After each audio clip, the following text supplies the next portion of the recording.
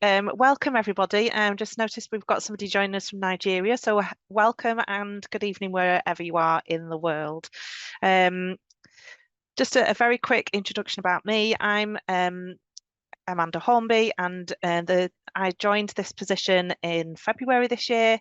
Previous to that, I worked in secondary schools for about 14 years, supporting dyslexic students and other various learning difficulties as well. So I'm now a dyslexia specialist tutor, and I've completed my training for to diagnose dyslexia as well. So I've got a few years behind me of experience. So before we make a start on the presentation, we'd just like to have a very quick poll. And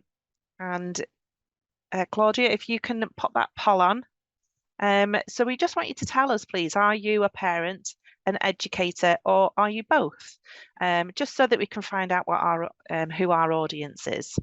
And while you are all taking part in that, I'll just let you know that what we're going to talk about today is the understanding the very basics of dyslexia and how the brain is different from non-dyslexics. We're going to look at the indicators of dyslexia in primary school children, who to speak to, understanding multisensory teaching as well, and finally what the BDA can do to help you. Have we got, oh, there we go. Oh, it's a pretty good mix. So we've got around 30-ish% of everybody, parent, educators, or both. So a very balanced audience tonight. So anyway, very welcome everybody. So when we look at understanding dyslexia, we need to remember that some indicators might suggest dyslexia. Some children may display some difficulties with literacy or any other skills. It doesn't always mean that they're dyslexic at an early stage of development. It may just mean that they have had a life event that has thrown them off trajectory. It may be that they have had some kind of medical difficulties, or a divorce maybe, or a new baby that's arrived, and it might be that something has just thrown them off kilter ever so slightly. Let me just check my slides because I'm not sure. Okay. Just checking my my notes. So it's a misconception really that dyslexia is just about the ability to read and write, and if it were true, it would be so much easier to identify. However, dyslexia can influence other areas such as coordination, organisation, and memory, and that's one of the reasons why a diagnosis can take so long, because there's a lot of areas that we need to assess. It's important to remember that every dyslexic person will experience something different. They will all have their own strengths and, of course, challenges as well. And it's the message that we want to give out this evening is, for your children, we need to make sure that we focus on our strengths, or their strengths. Regardless of the difficulties that they may be facing with their challenges, it's really important to keep up their self-esteem and tell them and reinforce that they are very good at something, whatever their niche skill might be. What I'm going to ask you to do now is to just a very quick exercise, just to give you an idea of how dyslexia might feel. So what I'm going to ask you to do is to copy this down. And what I'm looking out for is, if you've got a pen and paper,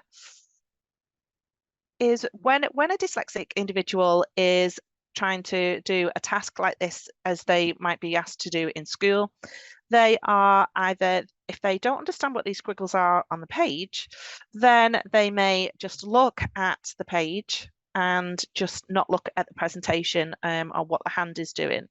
I'm deliberately talking over you as well, because you're always, very often you are asked to multitask. So write something down, but then teacher keeps talking at the front. So it's either do complete the task or listen. And very often dyslexic individuals find that tricky, but to do that multitasking. What they're having to do is also they have to decode, they need to read it, they need to understand what these squiggles represent, and then remember it long enough to be able to look down at the page and then write it correctly. And what you might find with some dyslexic children is, by the time that they've looked down and start to write, they've realize that they've done it wrong, so they cross it out. So lots of crossings out might be something to look out for with dyslexic children in primary school.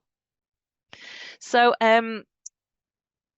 the kind of feelings that I'm expecting you to feel is sometimes quite frustrating, a little bit like a bit overloaded with information, because that multitask part element of what I was asking you to do is that you can't take in everything and listen and write it down at the same time. You might not be able to decode, you may not understand what the squiggles represent, and it's that feeling of you either completely give up or you don't even try because you don't understand what it is, or you've tried your very, very best and you kind of not quite got to the end of it because I'm going to move on really quickly. So it's thinking about the distractions that are in the room as well, and to give you that sense of frustration and almost helplessness, really. So I'm hoping that you have been able to do that and understand the kind of feelings that a dyslexic child may experience. What this actually says is it can be really difficult to copy when a dyslexic person may not know what those symbols represent. So I'm hoping that you will have experienced that ever so slightly tonight. I've just got a very quick video for you to show. This is on our own YouTube channel. It's very quick, it's only about 3-4 minutes, but it explains it beautifully. Your brain is amazing, and nobody else has one quite like it. Although everybody's brain looks the same, they all work differently from each other. Just as we all have different color skin, hair, and eyes, we all have a brain that's individual to us, like a fingerprint. We have different personalities, tastes, strengths, and weaknesses. Our brains can even see and understand the world in different ways. One of those ways is called dyslexia, which affects how the brain handles information it sees and hears. Dyslexic people may find it difficult to match letters to sounds and to remember how to spell words. They may even see letters moving around when they're reading. They might have trouble telling left from right. Remembering lots of instructions can be especially hard. They may need more thinking time to remember the right word. Chicken! No, wait. Duck! As well as memorizing sequences. It may be difficult for them to hold a pencil and to write by hand. Even organizing themselves can be difficult. But everyone with dyslexia is different. It can affect how people feel about themselves. When they struggle with a task that other people find easy, they may feel frustrated, angry, or sad. Some dyslexic people try to hide their difficulties because they are worried about what others will think of them. However, thinking differently can be a really good thing. A person with dyslexia may be very good at seeing patterns and solving problems, imagining and rotating objects in their heads, telling stories and making people laugh, taking things apart, understanding how they work, and figuring out how to put them together again. Inventing, drawing, painting, and making things, seeing the bigger picture.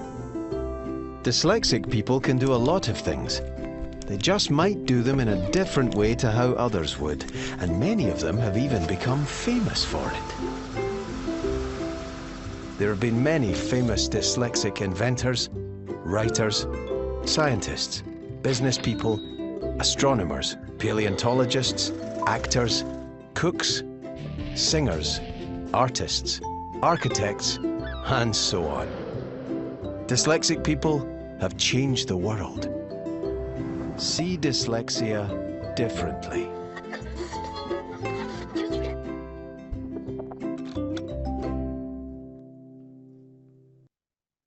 I do love that short video. It really explains it beautifully. Oh, thank you for your little love hearts. That's fantastic. So when we understand dyslexia, we need to realise that it affects three main areas of the brain. So it'll affect the phonological awareness, verbal memory, and verbal processing speed. So phonological awareness is understanding that spoken words are made up of sounds and recognising how they come together to form words. Your verbal memory is the ability to remember words and other language-based information, and it involves encoding and storing and recalling verbal information such as words or numbers or instructions or conversations. And it's important for many learning tasks such as reading, writing, speaking and listening as well. Verbal processing speed describes the fluency of a verbal response to information. So it's the ability to verbally recall information from your long-term memory quickly. Excuse me. So let's have a look at the developing brain. So it's very well documented. It's very well documented that lots of different activities from birth, if you engage, excuse me, I'm gonna have to have a drink.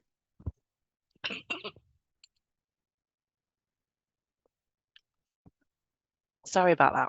I think I've swallowed a fly. Anyway, it's well documented, isn't it, that from birth, if you engage that child in lots of activities, and it helps to develop the brain. So what we're going to do is look at the differences between dyslexic and non-dyslexic brains.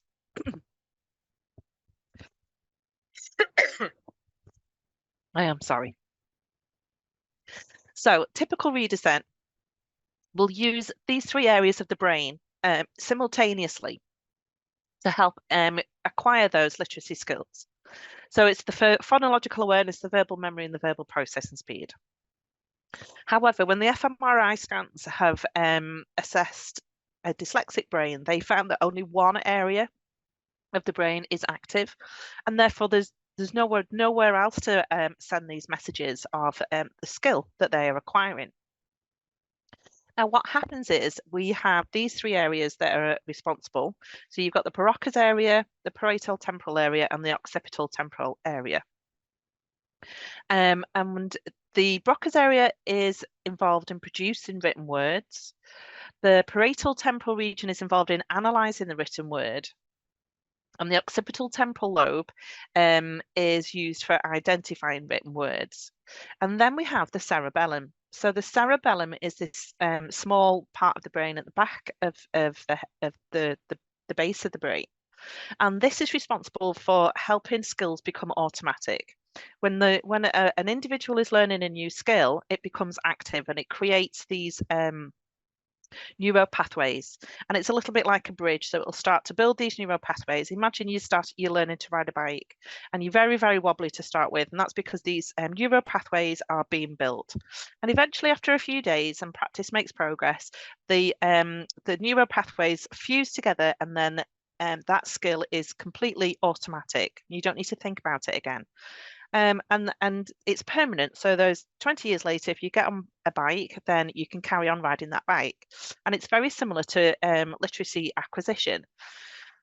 Because in a non-dyslexic brain, there is three areas of the brain and they're sending messages to each other. The cerebellum can recognize that that's a new skill, and it creates the neural pathways for this for the literacy acquisition skills. However, with a dyslexic brain, it doesn't recognize that it's a new skill. And so there is no neural pathways that are being built. There may be a few, but it's not, there's not that many, the same as their peers. However, if you introduce a multisensory way of teaching and activate those three areas individually with using auditory, verbal and kinesthetic ways of teaching simultaneously, that's when the cerebellum goes, oh, this is a new skill. I need to start to build these pathways, and it starts to build, and then eventually will become automatic. And that's one of the reasons why dyslexic individuals, some can do it, can read and write better than others. And that's because they may have been encountering a multisensory way of teaching, and some may not. When we think of neurodiversity as well, there is an overlap of conditions. So we've got all of these different conditions, and there are more as well. But these are the main ones that you may have come across. And all of these neurodiverse conditions can have common issues, so they may have an overlap. So things like attention, organization, working memory, time management, and not always just time management, but the concept of time as well. Things like, how does a calendar work? Why do we have an extra day every 4 years? How long is a marathon in comparison to tiny shoelaces? Does Wednesday come after Tuesday? This kind of concept, sometimes they have difficulty with understanding all of that, even before you even start to teach them the time. Things like listening skills, sensory perception, and speed of processing. So all of these different things can be affected, maybe not all of them, but some of them can co-occur and they can overlap.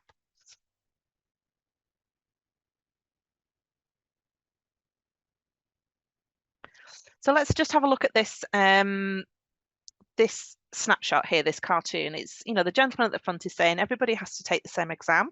Please climb that tree. So it acknowledges highlights that sometimes there are unfair expectations that can be placed upon us. The monkey is made up because this is his thing. He can do this, and he's able to do it, and he's going to get, to the top of that tree the quickest. However, the rest of the animals, it's an unfair expectation. They don't have the skills to be able to complete that test. It also conveys the need to be innovative and think outside the box to make sure that everybody gets the best out of teaching, so that everybody can perform to their best. We need to remember to make classroom activities accessible to all. We need to be diverse and flexible in our thinking and in our planning, to make sure that everybody's needs are tailored to their specific requirements of the individuals, not just the norm, but to make sure that everybody has an equal opportunity to learn. And if that means using a multisensory way of learning, then we need to introduce that as well. So what are the common signs to look out for, and would further investigation be beneficial? Well, yes. So assessments are carried out now from the age of 8 to allow the child enough time to develop naturally. Very often, it's either somebody has to pay for the assessment, doesn't it? So it's either the school, if they have funding, or it might have to be done privately, paid for privately. It's not available on the NHS unfortunately. You can find out more about our assessments on the BDA website.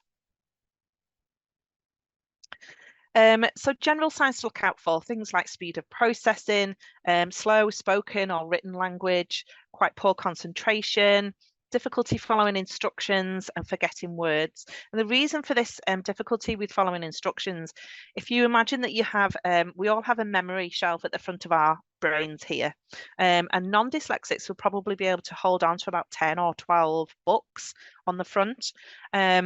Dyslexics, however, may only be able to fit on 3 or 4 books. And if you carry on adding more books, the first one will drop off. It will fall away.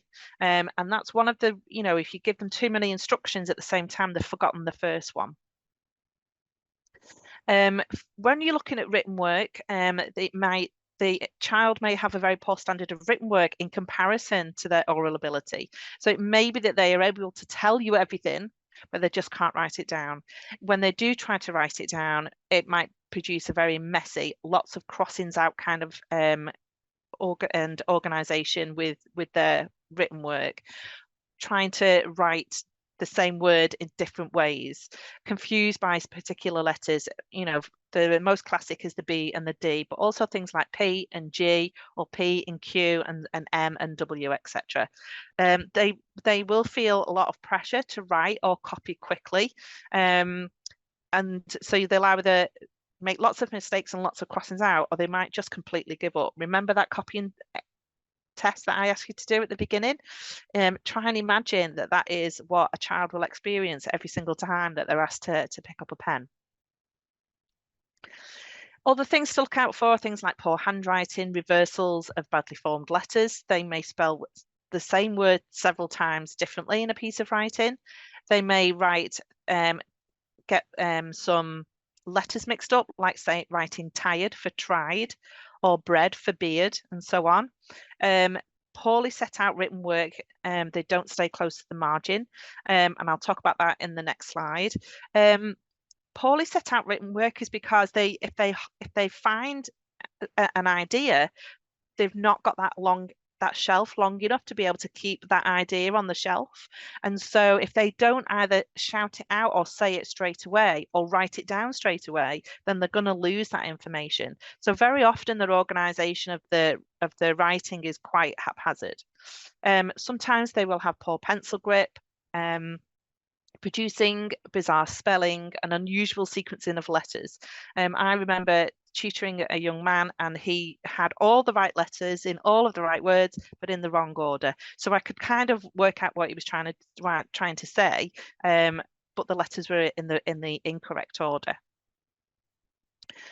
This is an example of what we call pseudo-neglect. And when we're talking about moving further away from the margin, this is because the left side of the brain is not functioning as well as the right-hand side. And to make the most of this condition, we ask that the child is sat so that all of the information that they are absorbing comes to the right side of the brain. So make sure that they are sat strategically in the classroom.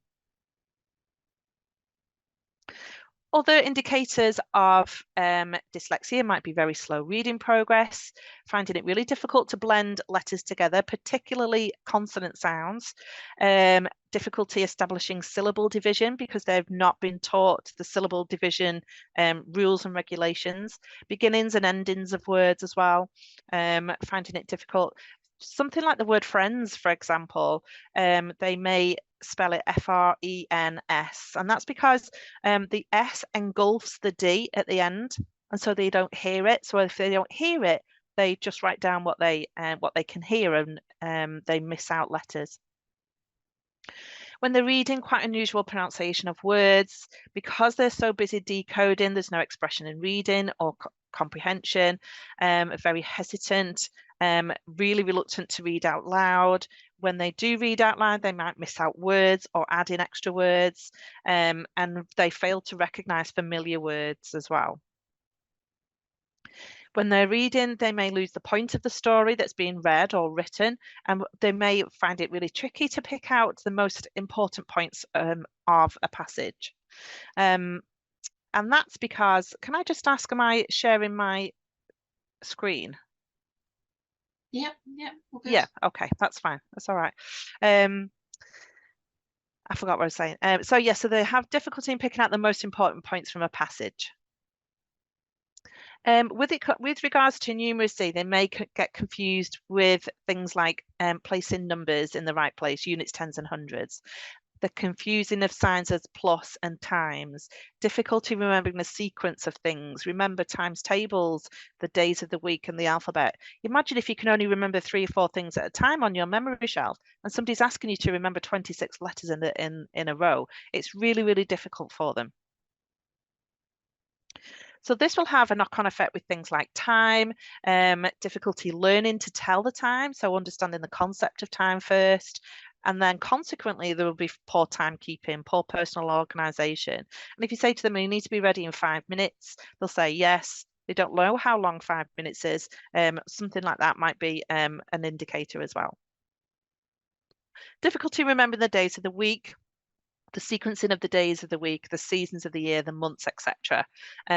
Difficulty with concepts like yesterday, today, and tomorrow. Which one comes first? Other skills might include poor motor skills, gross and fine motor skills as well, and it might lead to a weakness in speed and control and accuracy of the pencil. And memory difficulties, again, just regular daily routines. Remember that memory shelf would be full. Confused between left and right, up and down, east and west, if that's what you're teaching them as well.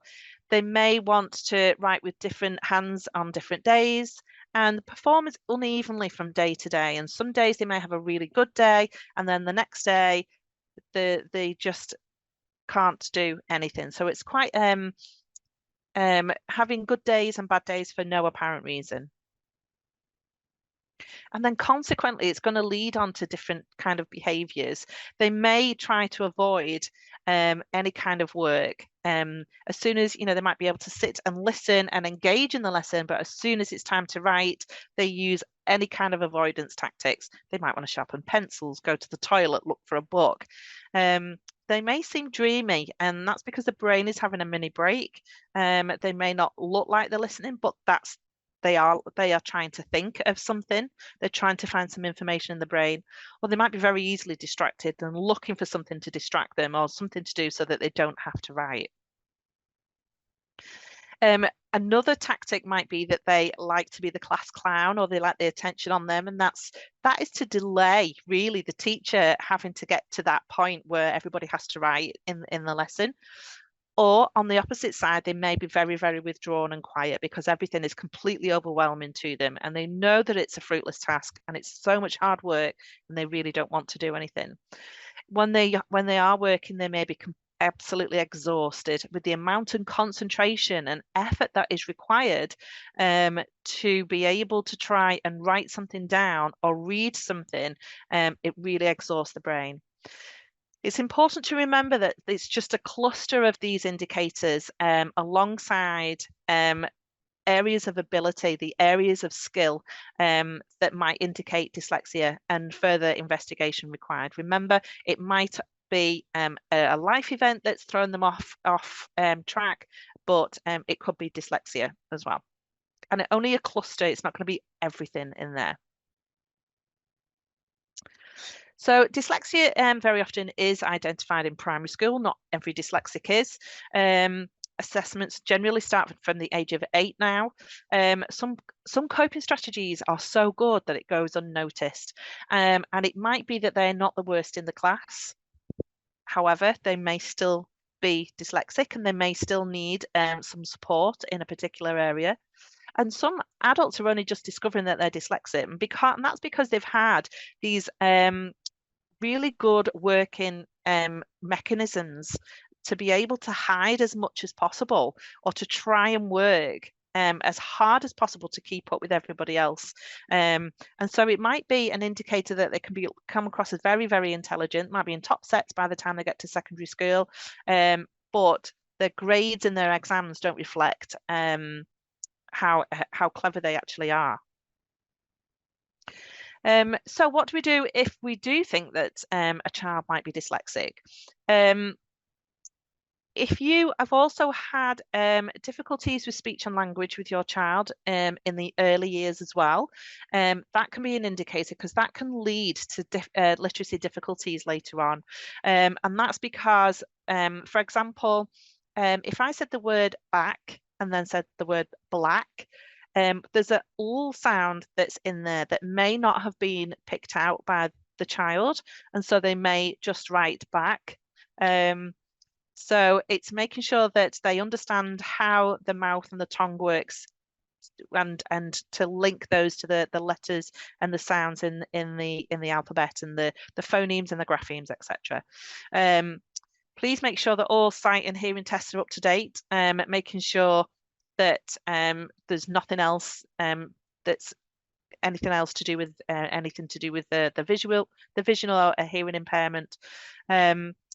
Visual difficulties are when a child would look at the page and the words look like they're moving around, or they may have coloured dots, or they may look like they are vibrating. make sure that you take that child to a behavioural ophthalmologist instead of just the usual opticians, because then they are the specialists that can prescribe coloured lenses, because the child may need to read through colour.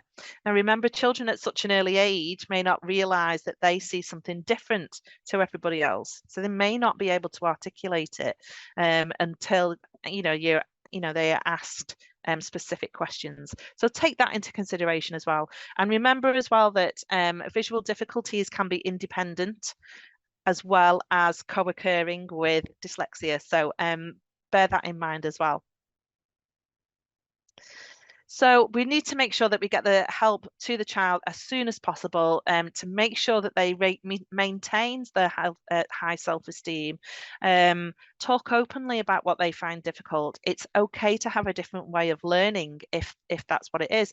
I would encourage teaching staff, if you can, to have two ways of learning the same information. So have a multisensory way of learning information and the usual academic way of learning, and then encourage individual learners to find which is the best way for them to suit them for their learning style as well.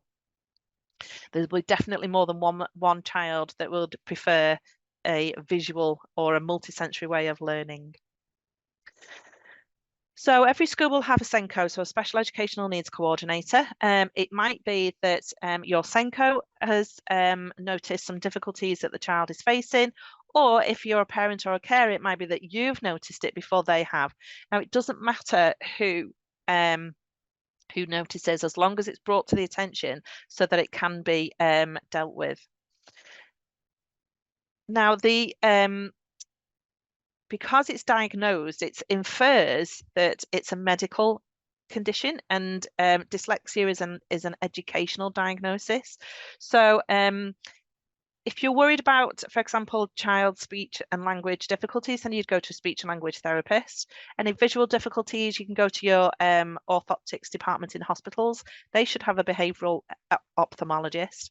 However, if it's an educational diagnosis, you need to see the SENCO for any kind of reading, writing and spelling difficulties. And they can refer you on to either an educational psychologist who can diagnose not just dyslexia, but other co-occurring difficulties, or a specialist teacher assessor, which will able then to focus just on dyslexia. It's important to know that the Assessment for Learning Strategy of 2009 states as one of the aims is that every parent and carer knows how their child is doing, what they need to do to improve, and how they can support the child and their teachers. And very often schools will have their own provision maps, so they can list the interventions that they are providing for the child. And interventions very often will come in 3 waves. So wave 1 will be inclusive quality first teaching. So like I've said, not just the normal academic teaching, the usual way, but making sure that the information can be accessible to every child in the classroom. And if you have to introduce a multisensory way of teaching the same information, then please do that. And that's to allow to make sure that you are reaching 100% of your audience. All children are entitled to quality first teaching. It may be that at the end of the information gathering stage, then they work together in a small group using the multisensory aids. And teachers are very good at changing and adjusting their teaching styles to suit the different learning styles of the class. The second wave of interventions might be a small specific group, and it might be taught by a teaching assistant to catch up or to keep up with the rest of their age group. And they may have had a few weeks off with medical difficulties, or they just something's happened and they're fallen behind. It should be seen as a boost for children who have not grasped a certain concept. So it might be that they have to go over a particular area of the curriculum that they've not quite grasped. Wave 3 interventions, however, are specific interventions by a specialist teaching assistant or a specialist dyslexia tutor on a one-to-one or very small groups. They will be highly structured. They will have small steps and achievable steps. They're there to aim to close the gap of literacy acquisition, and it should be multisensory. It should be cumulative, and this means that they use all of their senses to learn, and they link them to the previous learning outcomes as well. So you would learn the first skill, and then the second skill, and then the skill 1 and 2 together. So that's whatever it might be. So multisensory teaching uses at least 3 modalities simultaneously. So it might be that you ask a child to listen to a group of words. Let's say it's the AI sound. So listen to these words: train, main, sail, plane. Okay, I'm just picking those out on my head. Which sound is in all of those words, and hopefully the child will be able to pick that out. And then you would show them these words and read them out, and ask them to highlight the sounds that you're working on. And then when you ask them to write it, you would ask them to write train, for example, t, r, a, n, and you would underline that a sound, even though there's 2 letters together. The A and the I make one sound, and you would talk about this. And when they are writing, they would say it at the same time as well. So all of these things need to be simultaneous to be able to hook on to that long-term memory. If we think back to the brain, if you're only waking up one area of the brain, that cerebellum doesn't recognize it as a new skill. So you need to wake up all of these areas of the brain so the cerebellum can recognize it and to start building these neural pathways to make sure that these the skills are become eventually automatic. So supporting schools, we've just talked about multisensory way of teaching. Make sure it's an auditory, a visual, and a kinesthetic simultaneously. Other classroom techniques might be teaching morphology. So this is an exercise that I've downloaded from Twinkle, and it's a list of words. And what you have to do is to split it between the root word, and then you discuss what a prefix and a suffix is. And if you have to create a card for the child to overlearn it and gather some name cards, every single day, then make sure that it's all multisensory. You might want to pick out make a pairs game, for example. But instead of just writing into the columns, what you could do is to create, get them to cut them up so that they can see exactly where to cut up the root word and the prefix and the suffix, and be able to segment them. So that's just one way of being able to create the same technique, the same lesson, but creating it as a multisensory way. Remember to always talk about what they are as well. What is a prefix? What is a suffix? How can it change the word? You can also create matrices. You could create word games. A word wall as well, maybe, where children can add to it using their knowledge of words. And it wouldn't be a silent activity. You would ask them to add to it. What other prefix can we use with this this root word? What other suffixes can we use with this word? And create different silly games like what's the longest word that you can make. You might want to have a look at some other activities. So if we look here, this is the simple speed sounds that I used to use. I used to use the complex speed sounds as well. But what I did with mine was all of the sounds I put on pieces of card and put them with little dots of Velcro, so that if they did need to construct a word, they would be able to, that multisensory sense as well, pick out the qu, and then pick out the e, and then pick out the n, and so what they've heard, they'll be able to see and pick and put them together. So make sure that if they need a spelling test, for example, can they do that instead of having the traditional spelling test where they write them down. have a look at these onset and rhyme cards. So you've got the word ink. Which other words can you make with different letters? The word ant, which other words can you make as well? So if you might start them off with an r sound, r, ant, I see if they can create other words as well. You might want to create some kind of mnemonic, architect for architect. You know, for really complex words, create some kind of way to help them remember. Closed passages, I like these closed passages.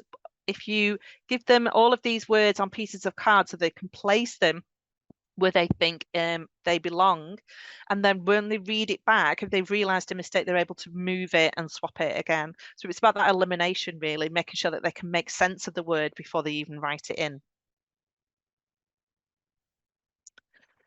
Etymology as well is will help to make sense of words. So our language has originated from lots of invasions from other countries over the centuries, okay? And it will help them to make sense of words, especially if you're starting to go all the way through, you know, school, the you know, years 4, 5, and 6. Once these ambitious vocabulary is understood, it will help them to make sense of other words as they go through secondary school as well. So something that I'm thinking of is, I mean, this is etymology. It's something that I've downloaded again from Twinkle. There's lots and lots of free resources on there. So for example, the word salary. When we think about the word salary, it originates from the word salarium, because it was used to be used as money. So salt money was used, it was called white gold. It was used as payment at the end of the month, because it could be used as an antiseptic, and it can be used to preserve food. And that was what was precious back in centuries and centuries ago. The ancient Egyptians were paid with it at the end of the month to help with their food and as medicine as well. So, you know, all of this, if you can make that connection with the word salt and salary, it helps them to be able to remember and hook onto their long-term memory. What can you do at home? So be excited about learning, not just about books, but learning about anything really. Your enthusiasm and excitement about books will nurture a thirst for looking for them and reading them, although it's going to be a very, very long and tricky road to go on. And it's going to be very hard and difficult for them. But if you do introduce that multisensory way of teaching, they will be able to make progress. If you are reading with your child, track the words with your letter. Remember, they need to make that connection to what the word looks like and what it sounds like. Show them what you are reading to help them make those connections. If you are reading something on the board, teachers, then follow it with your finger, or use the immersive reader function, for example, and have it read out loud so that it highlights it as it reads it, just so that they all make those connections, what it sounds like to what it looks like. Helping to organise at home as well. Picture timetables can help for the little ones. It helps with their memory skills. Help them to look out of the window to decide on what to wear, that kind of thing, what clothes matches the weather and things like that. So when you, if you have a particular order of things in the morning, they can either take them off and put them back into the pocket, or you can have a tick list or whatever. However you decide to create it with your child, it's got to be working. It needs to work for them, not just how you see the organisation. They need to help to organise it as well. This is something that I used in secondary school for a year 7. However, I know that we're talking about primary, but it's kind of similar. It's it's a similar strategy that you might be able to pick up on. So Monday, all of my students' lessons were in pink. Tuesday was in blue. So they was able then to picture what day it was and what things he needed to go into his bag and what lessons to go to. So colour coding can really help to organise thoughts for a child, and it helps them create their own strategies as well. Remember, mums and dads, be patient and carers. Remember that children develop at different rates. Don't listen to somebody else's bragging in the playground, because I've done it myself and I've always, thought, why can't my child be that good? Your child has got the advantage. They've got you. You are, you love them so much and you care so much that you've taken the time out to come to this webinar. You really, really want to improve the lives of the little people that are in your life. And I'm really, really proud of you for being, all the love hearts, so thank you.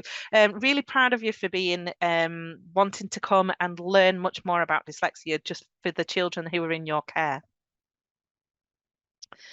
And praise. Focus not just on what the child is good at and what they're great at.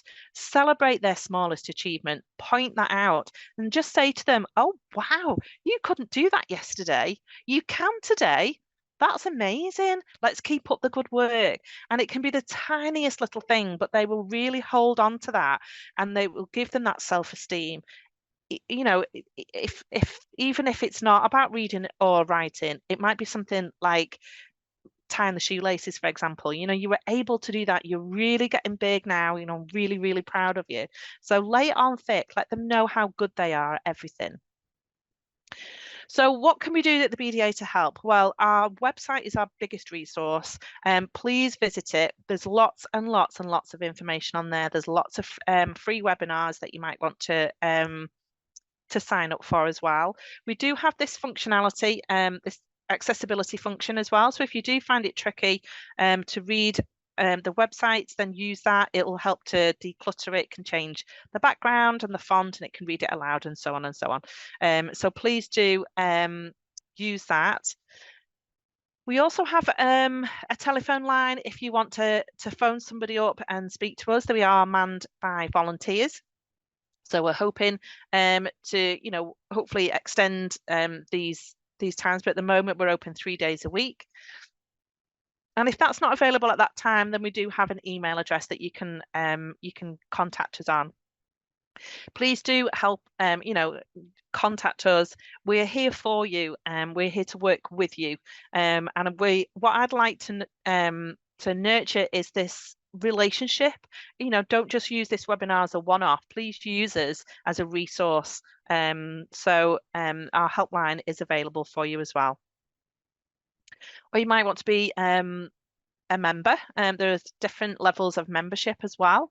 If you are a school and you were interested in holding the BDA Dyslexia Friendly Quality Mark, it's a really positive statement to let everybody know, not just the parents, the children, the governors, the outside community know that your organisation is a really great place for dyslexic learners. So that's something that you might want to consider having a look at. I'm hoping I've piqued a little bit of interest in wanting to know a bit more about dyslexia. We have a lot of e-learning opportunities on our website as well. You just need to search which one is best for you. And we do have local dyslexia associations up and down the country. You just need to try and pop in your postcode and find the one that's nearest to you. Oh, Nikki, so I've tried to leave about 5 or 7 minutes at the end for questions. Have we? Oh, thank you. I've got a little clap there. Thank you. Have we got any questions that you might I can answer? We have got lots of questions. So thank you for that. That was great. We've actually got quite a few people asking about covered overlays and coloured paper and what you feel like the benefit is and how they would test best colours for the students. You can get some people can offer screening, but it's not a diagnosis, so you can just go through all the different colours and find out which one's best for you.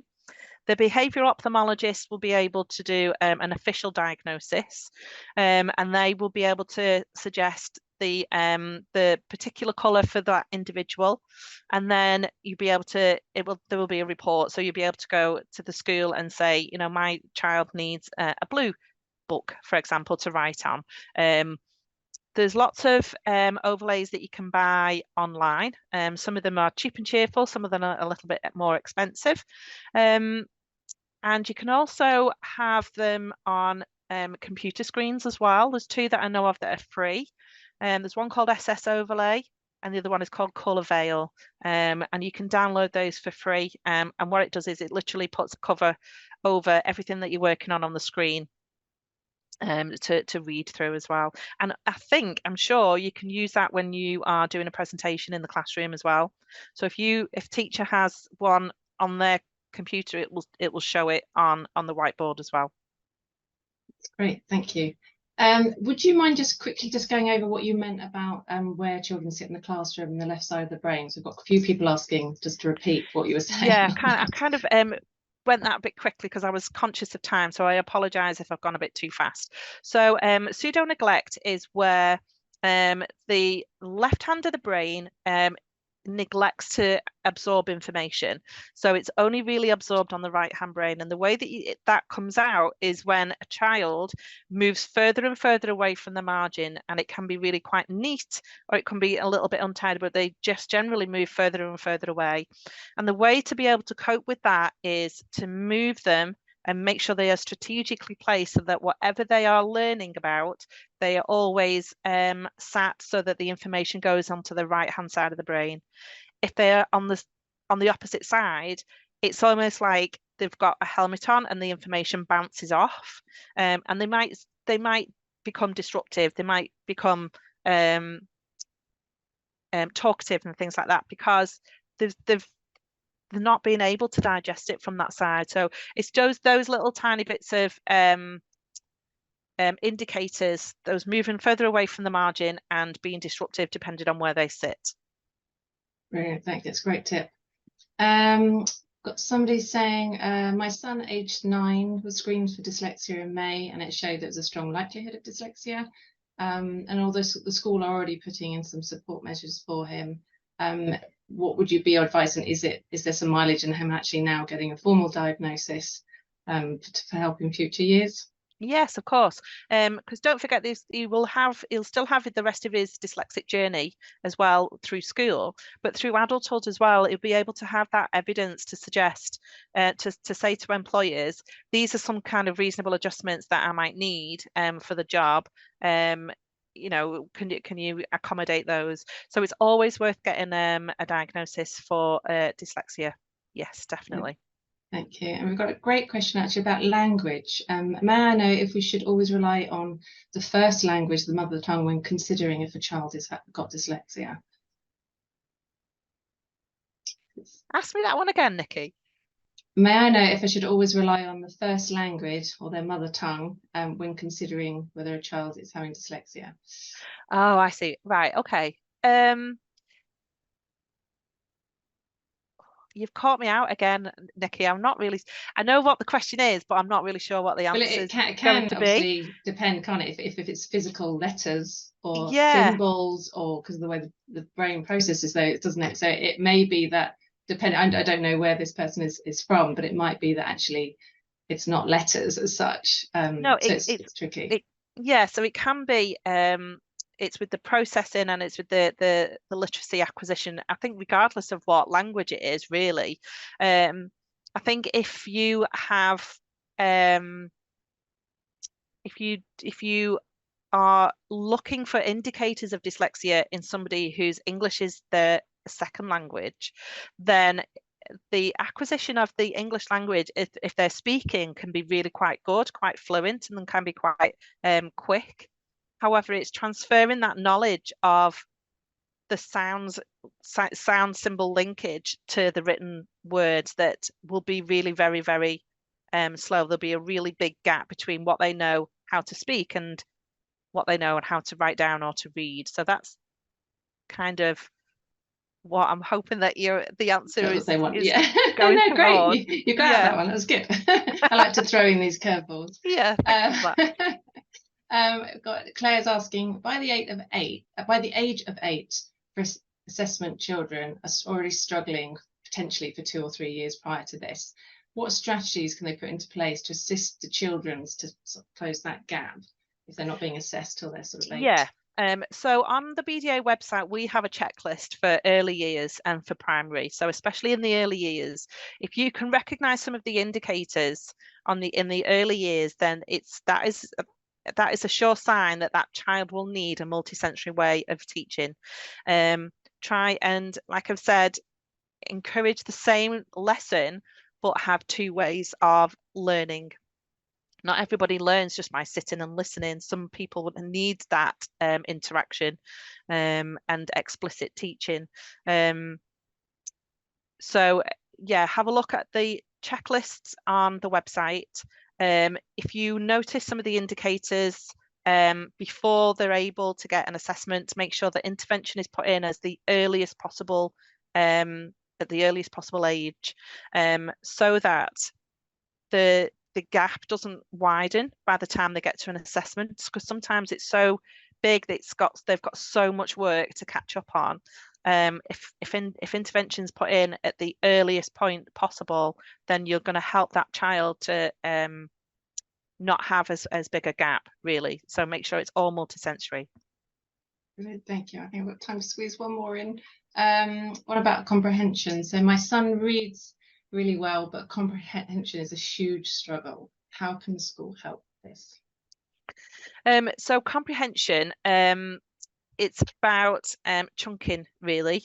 So chunking and understanding the sequence of a text, really. Or create it as a visual. I know that there's a website out there called Deco Comics, and what they do is everything that's on the curriculum, basically they put in a comic form. And if you need something that's bespoke, then have a look at that. So Deco is spelled D-E-K-K-O, by the way. So for comprehension, try and create some kind of visual sequence, or if you chunk it and talk about it and ask them if they can put that the story back together in the correct sequence, and then if they get it wrong, then talk about it. Can you remember? It might be that you need a story map to help. So at the top you would have, like maybe a small doodle, and then the second part of thing that they need to remember, it might be a keyword, and then another doodle, but it's like a story map. It goes round and round like this, just to help them with recall, and then comprehension, and then go over it and over it and over it as many times as you need to help them to hook onto that long-term memory. Yeah, that's a great idea. I know a lot of the books that come home from school, quite often at the end, it repeats the story in just picture form, doesn't it? And I know that helps with my own children just to see how much they actually understood. So no, that's great. And I'm really sorry, but we have run out of time and there is so many more questions. So just to remind everybody what Amanda said earlier, we do have a helpline which you can email into. So you could literally just cut and paste your question if we haven't got to it tonight, email the helpline or give them a call and chat it through if it's about your particular child that you need some support with. Then do that. And I'm really sorry we didn't get through to more. But just a reminder that this is a series that we repeat. We're doing our next one in the series is secondary age students. That's on the 6th of November, I think. Got that right? But all the details are on the website. You just go under events and it lists everything we do on there. So just leave me to thank Amanda, an amazing webinar again. Thank you so much. You answered so much, so many of the questions anyway, but there were some more. So hopefully next time. But thank you. Have a lovely evening, everybody. Yeah, and hopefully thank you. See you on the We'll see you next time. Yeah. Take care. Good evening. Bye now.